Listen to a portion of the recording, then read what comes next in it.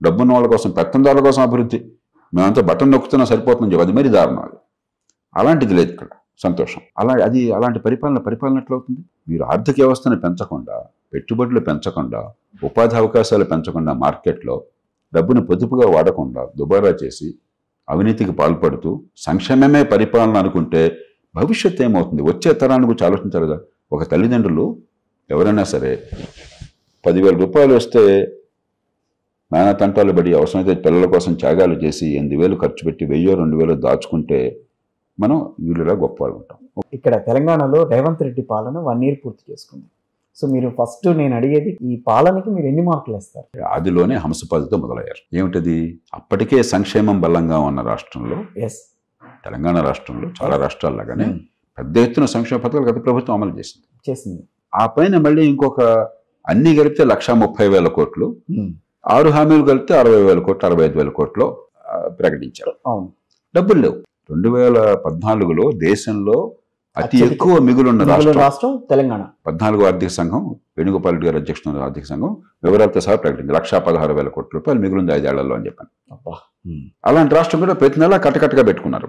అది ఇప్పుడు రేవంత్ రెడ్డి స్వయంగా సొంతంగా చేసింది కాదు. వాళ్ళ పార్టీ నిర్ణయం తీసుకున్నది, అధికారం ముఖ్యం, తర్వాత చూస్తున్నాం మిగతా అని చెప్పని అది పడింది. దాంతో ఏమవుతుంది? ఇప్పుడు వాళ్ళు అనుకున్న కొత్త సంక్షేమ పథకాలు కొన్ని అమలు చేస్తున్నారు. అవి కూడా అప్పు చేస్తున్నారు. ఉదాహరణకు రుణమాఫీ అప్పు చేస్తున్నారు. నేను ఎన్నోసార్లు బహిరంగంగా చెప్పాను, రుణమాఫీ ఎవరు చేయమన్నారయ్యా? రైతులకు రుణమాఫీ సకాలంలో తిరిగిస్తే కొంచెం వడ్డీలో అయితే ఇవ్వండి, ప్రోత్సహించండి, పెట్టుబడులు డబ్బులు ఇచ్చి ఏర్పాటు చేయండి, ఆదాయాలు పెంచి ఏర్పాటు చేయండి. కానీ రుణమాఫీలు చాలాసార్లు చేసాం, ప్రతిసారి పెరగడిపోయి ఏమవుతుంది? రుణాలు కట్టినవాడేమో నేను ఎందుకు కట్టాను అని కన్నులు కలుస్తాడు, కట్టనవాడు తెలియగలవాడు. ఈసారి ఇంకా అప్పు పుట్టదు. అంతే. బయట మార్కెట్కి వెళ్తే ఇప్పుడు ఇవాళ బ్యాంకుల్లో 10% 12% వచ్చే వడ్డీకి వచ్చేటువంటిది మార్కెట్లో నెలకు 3 రూపాయలు 4 రూపాయలు తప్ప రాదు. రిస్క్ ఎక్కువ ఉంటుంది కాబట్టి నిజంగా ఇచ్చేవాడు మరి డబ్బులు పోతాయి కదా, రిస్క్ ఉంది కదా. చివరికి వ్యవసాయం మరింత అధోగతి పాలవుతుంది. మాకు అనవసరం 31,000 కోట్ల రూపాయలు మేము మళ్ళీ అప్పు తీసుకొచ్చాను, మేము అప్పు చెల్లించేసాం. ఇదా మనకి పరిపాలన? ఎట్లా అవుతుంది? మరి గతంలో ఉన్న సంక్షేమ పథకాలు, కాంగ్రెస్ ప్రభుత్వం పెట్టిన సంక్షేమ పథకాలు, ఉదాహరణకి ఫీ రీఇంబర్స్మెంట్ ఉన్నది. మీరు తెలంగాణలో కనుక్కోండి ఎవరినైనా, ఫీ రీఇంబర్స్మెంట్ ఎంత ఉందా? అందట్లేదు. అంటే సంకటంలో పడ్డారుగా మీరు. అలాగే ఆరోగ్యశ్రీ, ఆసుపత్రి నుంచి డబ్బులు సకాలంలో, ఇవి 2 కాంగ్రెస్ ప్రభుత్వం పెట్టినవే గతంలో. మరి అప్పుడు అమలు చేయగలిగింది, అప్పుడు చేయగలిగింది. ఉన్న కొద్దికి సంక్షేమం అవసరం పరిపాలనలో. సంక్షేమం వద్దని ఎవరు అంటే ఒక పేద దేశంలో, అందున ప్రజలకు సరిగ్గా సేవలు అందని దేశంలో సామాన్య ప్రజలను ఆకట్టుకోవాలంటే సంక్షేమం లేకుండా పేదరికం బాధ తగ్గదు, ఓటు పడదు. కానీ సంక్షేమమే పరిపాలన అనుకుంటే, ఆర్థికాభివృద్ధికి ఏర్పాట్లు చేయకుండా ఉంటే, మౌలిక సదుపాయాల మీద దృష్టి పెట్టకుండా ఉంటే, ఆర్థిక క్రమశిక్షణ లేకపోతే, భవిష్యత్తును కాపాడుకోకపోతే రాష్ట్రం లేకపోతే దేశం అధోగతి పాలైపోతుంది.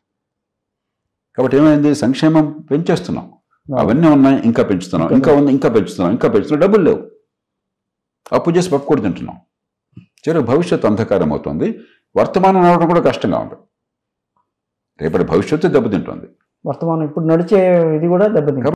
అంటే సంక్షేమ పథకాలు వద్దని అనటం కూడా కరెక్ట్ కాదు. ఎందుకంటే మరి ప్రజలకేమో మొన్నటి వరకు మోడీ గారు అసలు సంక్షేమ పథకాల విషయం పేరెత్తితే వాటిని పక్కకి పెట్టేసేవాళ్ళు.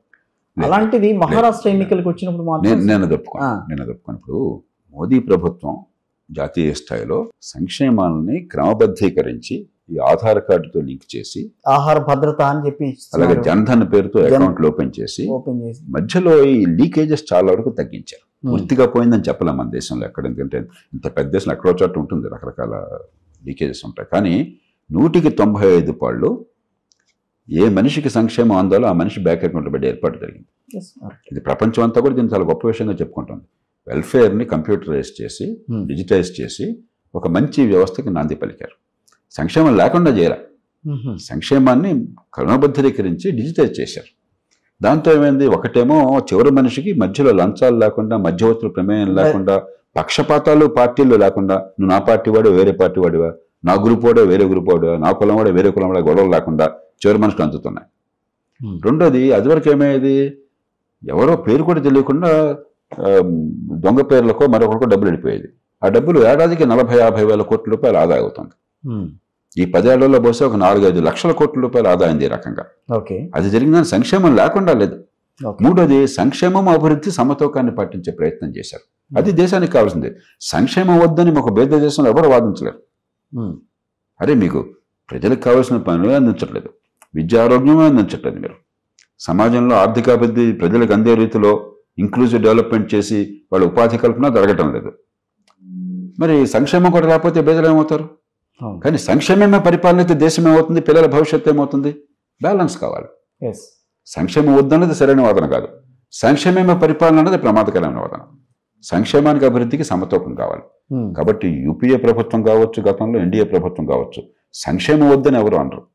సంక్షేమమే పరిపాలన అంటే అది ప్రభుత్వం కాదు. ఈవేళ మీ అధికారం కోసం దేశ భవిష్యత్తును పణంగా పెడుతున్నారు. కాబట్టి మహారాష్ట్రని ఆ కోణంలో చూడాలి. మహారాష్ట్ర ఇందాక చెప్పాను, 17% వాళ్ళ అప్పులు, దేశంలో అతి తక్కువ అప్పుల భారం ఉన్న రాష్ట్రం మహారాష్ట్ర. మనం ఏం చేస్తున్నాం? మహారాష్ట్ర 42 లక్షల కోట్ల రూపాయల ఆదాయం ఉన్న రాష్ట్రాన్ని, అంటే ప్రభుత్వ ఆదాయం కాదు, రాష్ట్ర స్థూల ఆదాయం జిఎస్టిపి అంటాం, మనం 14 లక్షల కోట్ల వాడితో పోలుస్తున్నాం. రెండోది, ఒక చిన్న ఉదాహరణ చెప్తాను నేను. ఓల్డ్ ఏజ్ పెన్షన్లు ఉన్నాయి. ఆంధ్రప్రదేశ్, తెలంగాణలో 4,000 రూపాయలు ఇస్తున్నారు ఇప్పుడు. 65 ఏళ్ళు దాటితే ఏదైనా కానివ్వండి, 45 ఏళ్ళ నుంచి కూడా ఇస్తున్నారు. అది ఇస్తామన్నారు, కొంత ఇస్తారు, ఆలస్యం అవుతుంది, కానీ 4,000 ఇస్తున్నారు. ఓకే. మరి కొందరికి ఈ వికలాంగులకి, మిగతా వాళ్ళకి 6,000, 8,000 అట్లా రకరకాలుగా ఉన్నాయి. మహారాష్ట్రలో మొన్నటిదాకా 1,000 రూపాయలు ఉంది. 6 నెలల క్రితం 1,500 చేశారు. మనకంటే చాలా ధనిక రాష్ట్రం. ఇప్పుడు ఎన్నికలు 2,100 చేస్తా ఉన్నారు. అది మరి వాళ్ళ సంక్షేమం కోసం డబ్బంతా తగిలిస్తున్నారంటే ఎట్లా? లేదు. కాబట్టి మీరు పోల్చండి. వాళ్ళకున్నటువంటి ఆదాయంతో పోలిస్తే, వాళ్ళకున్న అప్పులతో పోలిస్తే, మిగతా రాష్ట్రాలతో పోలిస్తే ఒక సమతూకాన్ని పాటించే ప్రయత్నం జరుగుతుంది. అది చాలా అవసరం.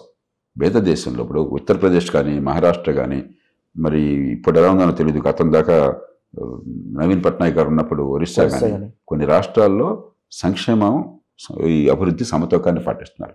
మరి కొన్ని రాష్ట్రాలు రేపన్నది లేనట్టుగా రాష్ట్రాన్ని అప్పుల పాలు చేసి భవిష్యత్తుని నరకం చేస్తున్నారు, వచ్చే తరం భవిష్యత్తుని నాశనం చేస్తున్నారు.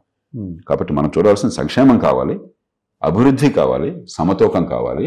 అప్పు చేసి పప్పు కూడా తినకూడదు, అప్పు తీసుకొచ్చి సంక్షేమానికి పెట్టకూడదు. దీంట్లో అర్థమైపోయింది. ఇంకా నేను మళ్ళీ క్వశ్చన్ అడగడానికి కూడా లేదు. ఎందుకంటే మీరు ఇందాక అన్నారు జన్ధన్ ద్వారా చాలా అంటే పారదర్శకంగా అందరికీ అందే విధంగా చేశారు. మరి మొన్న ఆంధ్రప్రదేశ్